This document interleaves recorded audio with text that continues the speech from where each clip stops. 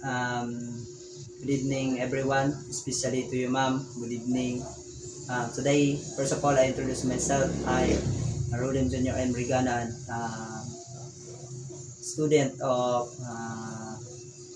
Bachelor of Science in Electrical Engineering.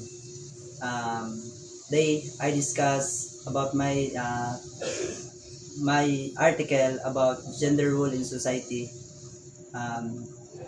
First of all, I categorize this into three category: gender, success, and also society.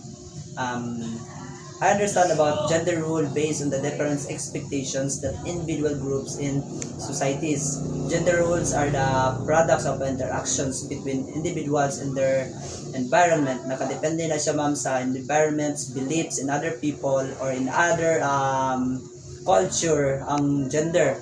Kay in other culture, they do not accept like example ang mga gender. They are also focusing on sexes like male and female, or what kind of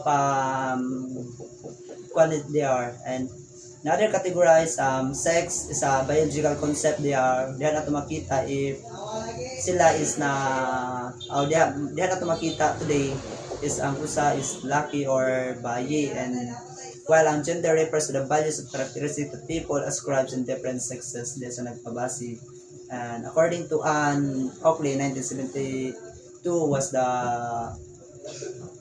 first scientist distinguish the gender from sexes. Yung difference according to her, sexes is naka-align siya biologically, naka-align siya sa masculine and femininity, but sa gender is it per se that it's allowed the people is mo unite, mo join sa society, so that nga dili sila mahimo jud nga kanang insecure sa ilang kaugalingon.